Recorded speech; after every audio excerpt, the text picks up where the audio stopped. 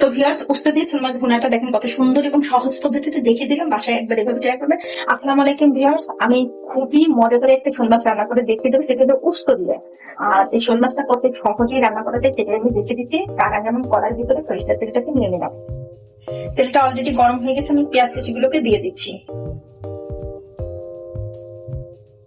তো আমার পেঁয়াজটা কিন্তু দেখেন সুন্দর গোল্ডেন গোল্ডেন কালার হয়ে গেছে। আর সরিষার তেল তো অনেক সময় দেখা যেতে ফেনা উঠে যায়। তো এখন আমি এর ভিতরে আস্তে আস্তে করে বাকি মশলাগুলোকে দিয়ে দিই। আমি এখানে আদা বাটা নিয়েছি পরিমাণ মতো, রসুন বাটা নিয়েছি পরিমাণ মতো, জিরে বাটা নিয়েছি পরিমাণ মতো। এই সব মশলা দিয়ে এখন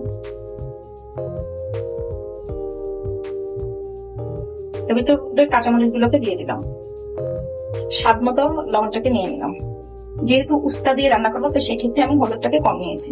ধনে গুঁড়োটা দিয়ে দিলাম। মশলাটা যাতে না পুড়ে যায় জন্য একটু পানি দিয়ে নিলাম। দিয়ে ভালো করে কষানো হয়ে গেছে। এখন আমি মাছগুলোকে দিয়ে দিচ্ছি। আমি এখানে পুরো একটা শোল মাছ নিয়ে নিচ্ছি।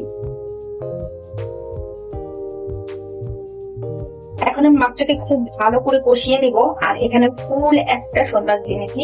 আর এই শোল মাছটা উস্তা দিয়ে আমি ভুনা করে নিবো। আর উস্তা দিয়ে ভুনা করার ক্ষেত্রে কিন্তু কাঁচামরিচটা দিয়ে কিন্তু ভুনা খেতে করা বেশি ভালো লাগে কিন্তু দেখতে।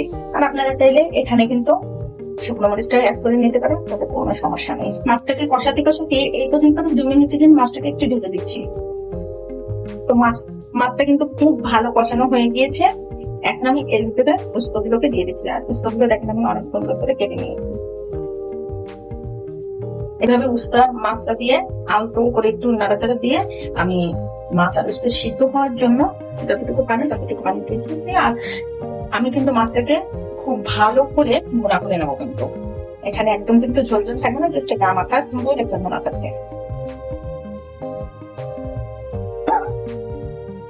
পানিতেই কিন্তু মাছটা খুবই ভালো করে সিদ্ধ প্লাস ভুনা হয়ে গেল।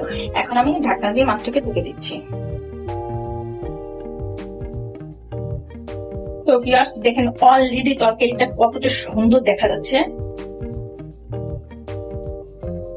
দেখেন তরকারিটা সুন্দর বড় করে এসে গেছে। আর কালারটা কিন্তু খুবই মজাদার একটা কালার আসছে। তো আপনারা যদি আমার চ্যানেলে নতুন হয়ে থাকেন, প্লিজ আমাকে সাবস্ক্রাইব করে আমার পাশে থাকবেন। আর আপনাদের সাপোর্টের জন্যই আমি যতটুকু পর্যন্ত এসেছি, বাকিটা আপনার যা আমাকে সাপোর্ট করলে আমি সামনের দিকে আরো এগিয়ে যেতে পারবো ইনশাল্লাহ।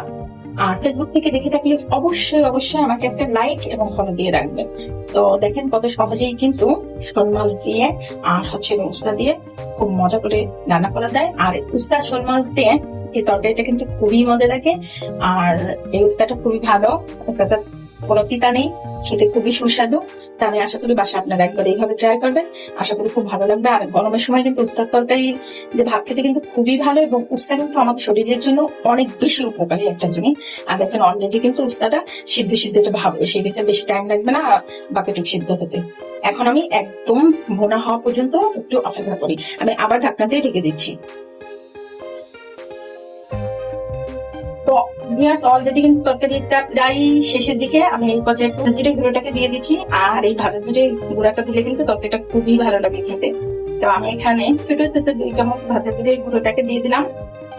এইভাবে সুন্দর করে আলতো করে এটা নাড়াতে দিই, নাড়া মাছগুলো ভেঙে যাবে। অলরেডি কিন্তু তরকারিটা কিন্তু কমপ্লিট। আর 1 থেকে 2 মিনিট আমি ডাল করে নামিয়ে নিলাম। যেহেতু আমি একদম শুকনো ভুনা করবো না, আবার ঝোল ঝোল করবো না, একটা গামা খাবো না, সেক্ষেত্রে তরকারিটা কিন্তু শেষের দিকে। তো আমি 1 থেকে 2 মিনিট ডাল করে নিই।